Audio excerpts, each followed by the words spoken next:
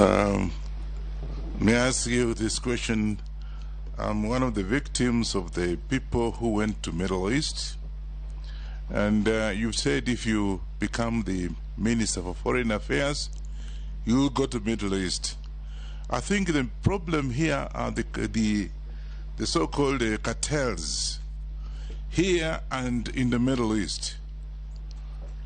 Our people leave this place, and as soon as they get to Middle East, their passports are taken. And, you know, they move from one house to the other, one house to the other. So I think what you basically tell us what you do with the cartels that are exporting our people to that. As I'm talking to you, I have a cousin of mine whose body is lying in the Middle East. On a different subject, you find that what's happened with the video, you know, they can't be said friendly to us.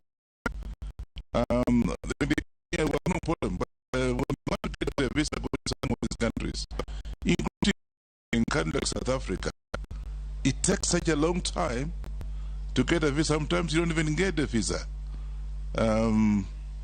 And some people even end up being stranded at the airport because they get there and there's nothing.